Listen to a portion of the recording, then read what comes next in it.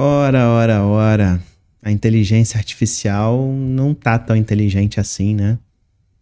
A minha IA não sabe codar. Vem comigo para eu te contar como é que é essa decepção.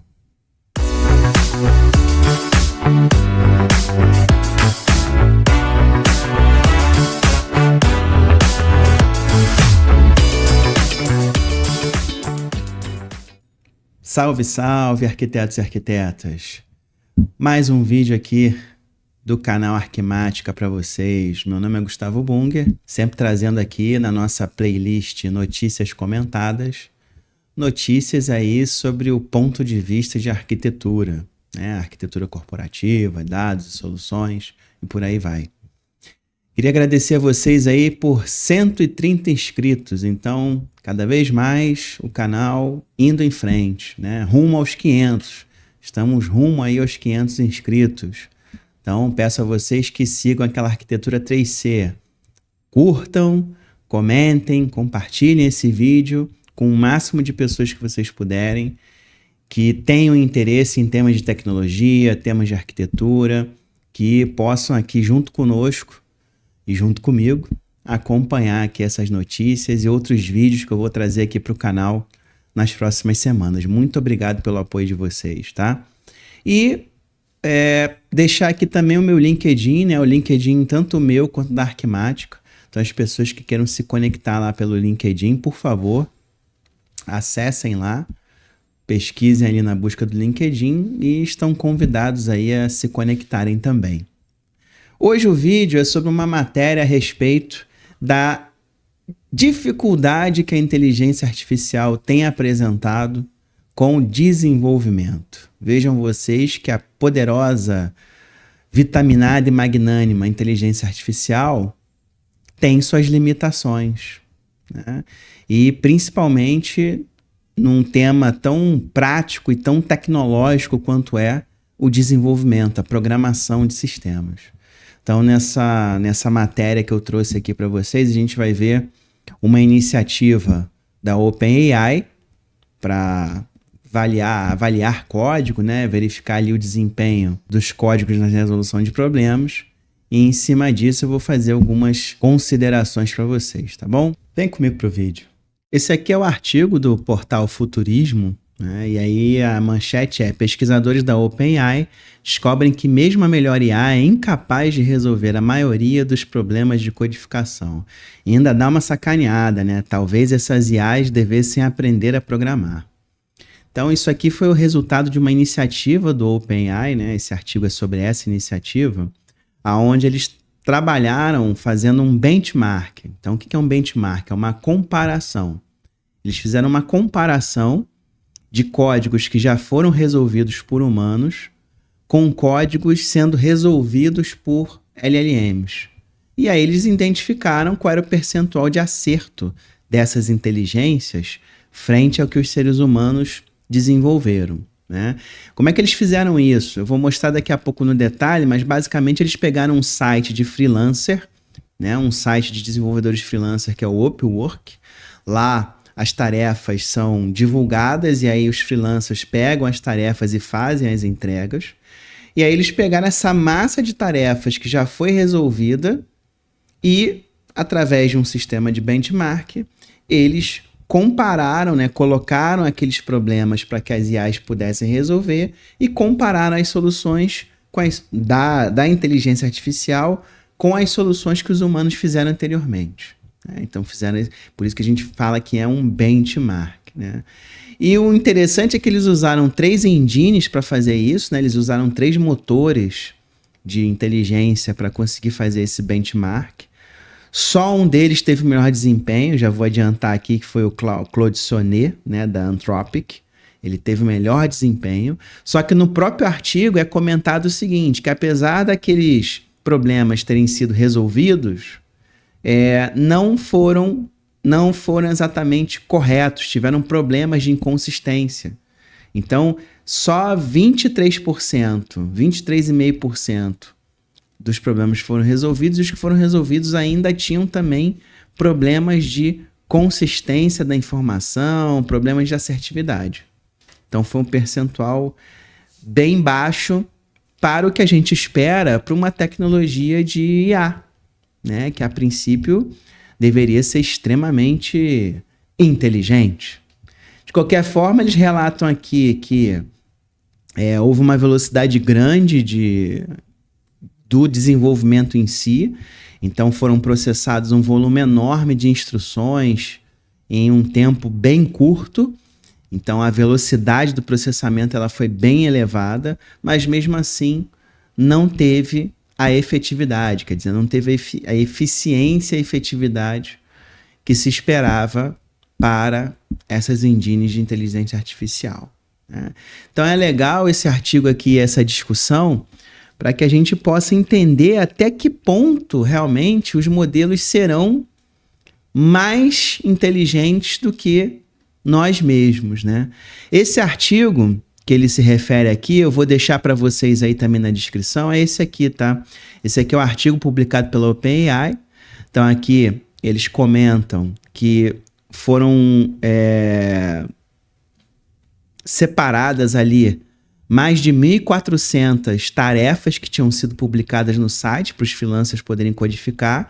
Elas, somando tudo, perfaziam ali $1 milhão, né, em termos financeiros, porque quando você tem a tarefa ali, você também tem quanto é que está sendo pago para aquela tarefa poder ser executada. E aí você paga o freelancer, né?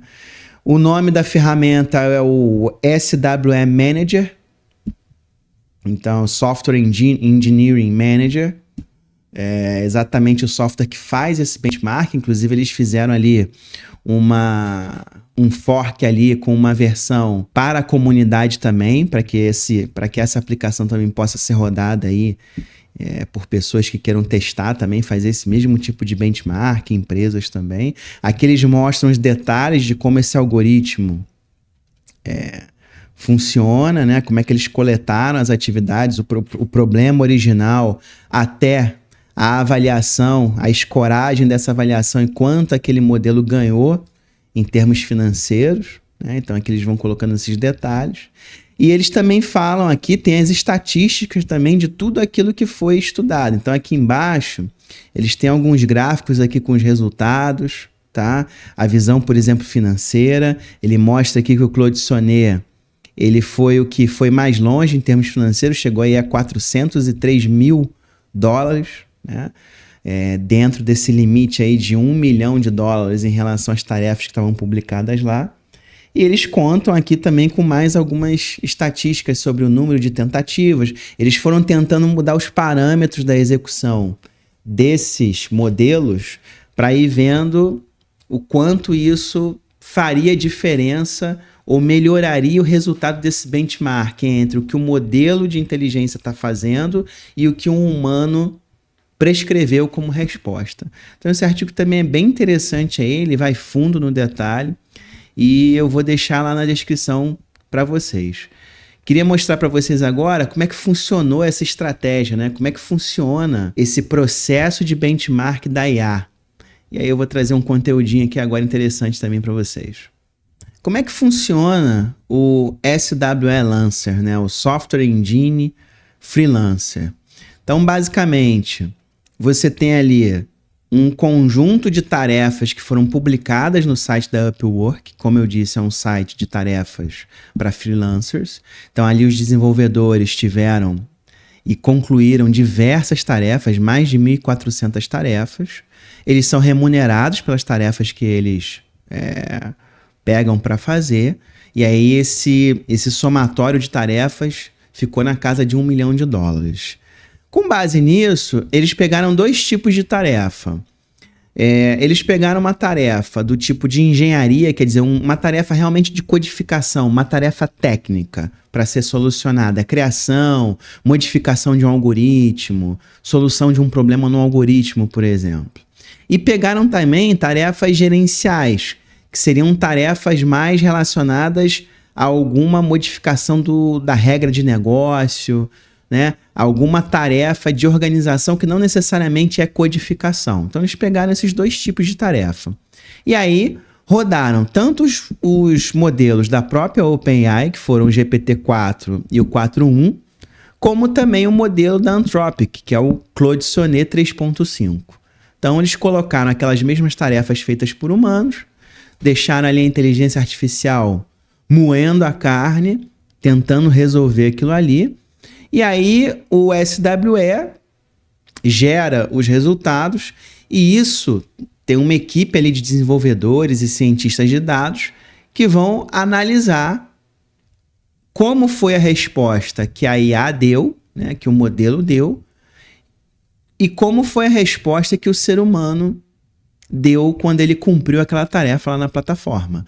Também colocaram alguns testes automatizados, né? Então não dá para avaliar todos os parâmetros desses 1.400, né, desafios manualmente. Então eles também tiveram alguns testes automatizados para analisar esses códigos e identificar ali qual foi o grau de assertividade deles. No final, naturalmente, isso vai gerar uma série de relatórios e estatísticas.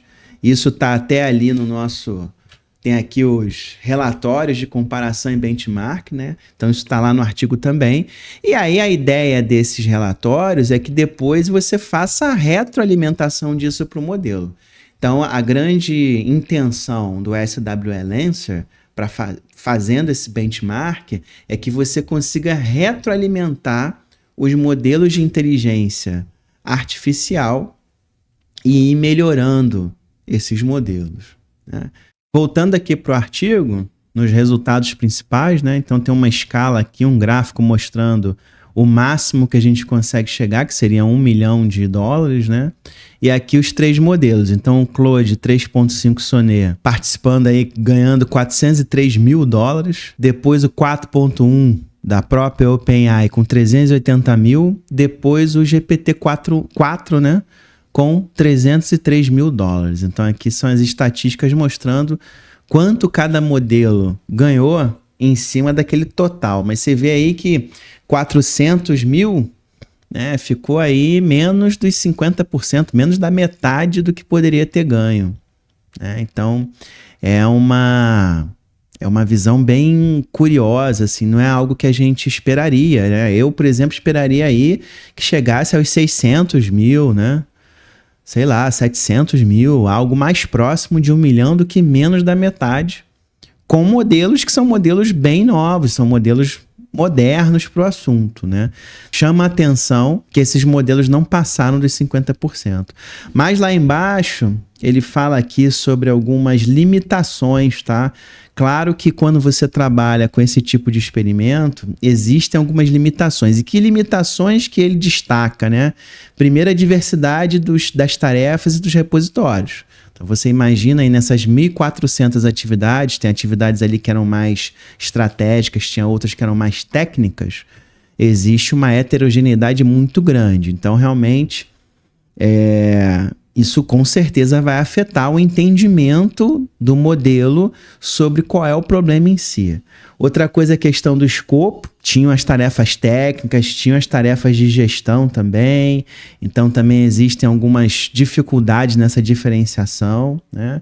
A modalidade, porque as tarefas elas são textuais, e aí eles falam aqui que muitas tarefas, além da parte textual, também tem vídeos, tem screenshots, tem capturas de tela, né? E isso não foi lido pelo modelo, né? Então o modelo está avaliando ali o textual, o minimundo. O minimundo era o contexto do negócio. Quando você tinha que fazer um determinado projeto de desenvolvimento, você precisava saber qual era o contexto do negócio. E a partir dele, por exemplo, a gente conseguia desenhar os diagramas em UML, que foi colocado ali para a tarefa ser resolvida.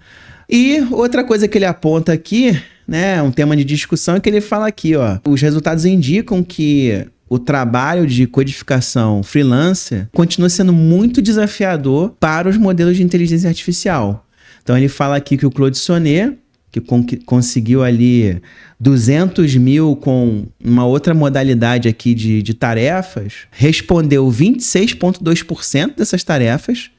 Entretanto, a maioria das soluções são incorretas ou precisam de maior confiabilidade. Aqui ele não deixou muito claro o que ele considera como incorreto, o que ele considera como confiabilidade, aí ficou um pouco nebuloso, né? Mesmo as 26,2% de tarefas resolvidas não são confiáveis. Tem também problemas de inconsistência, de falta de confiabilidade. Ele fala aqui que é a maioria dos 26%. Então, olha que coisa curiosa, né?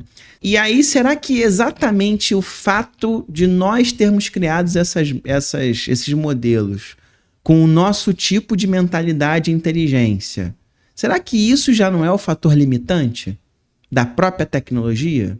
Esse tipo de artigo ele é interessante para que a gente, como arquitetos e arquitetas, né, profissionais de tecnologia, tenhamos um momento de crítica. Muitas vezes o mercado ele impõe as hypes, né? A gente pega ali os ciclos do Gartner, por exemplo, e teve toda essa onda da inteligência artificial nesse momento. Assim como anteriormente, de 2012 para frente, teve a onda do Big Data. E hoje a gente vê que algumas coisas não eram exatamente da maneira como eram proferidas. É a mesma coisa que está acontecendo com a inteligência agora. Então, quando a gente pensa em codificação, que são tarefas extremamente lógicas, algoritmos, técnicas, a gente imagina que a inteligência artificial, como o LLM, por exemplo, vá nadar de braçada, vá destroçar qualquer tipo de código. E a gente está vendo que a realidade não é exatamente essa. Né? A realidade está mostrando aí através das pesquisas da própria OpenAI, que é um grande player do assunto, né? Na verdade, o primeiro LLM popular que foi apresentado no mundo, a gente viu isso em outro vídeo aqui, foi exatamente o ChatGPT. Ele é o grande responsável por popularizar essa hype aí da inteligência artificial.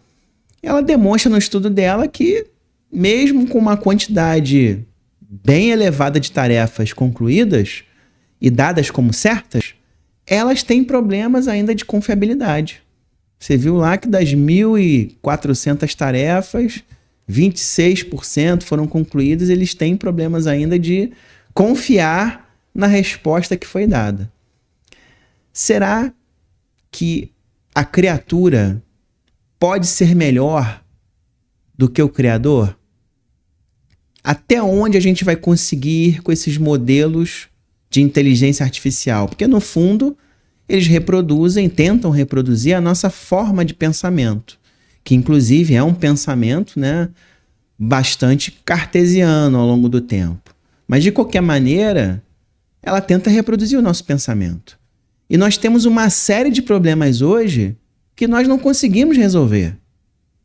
Então, será que nós seremos capazes de criar modelos que realmente sejam mais inteligentes do que nós?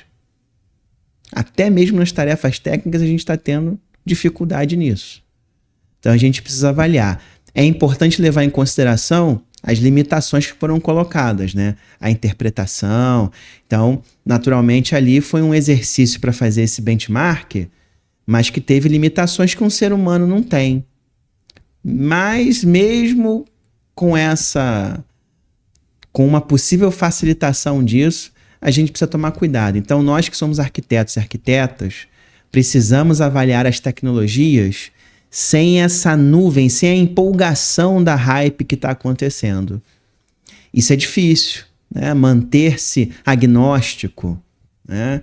Manter-se ali independente, ter uma análise fria e mais apurada sobre o que o mercado está querendo vender. Muitas empresas podem vender o desenvolvimento assistido pela inteligência artificial como uma grande bala de prata. E é papel delas fazerem isso, elas querem vender as suas soluções. Mas cabe a nós que somos arquitetos, em especial os arquitetos corporativos, que normalmente estão na linha de frente desse tipo de análise, ter uma visão além do alcance, enxergar no meio da névoa.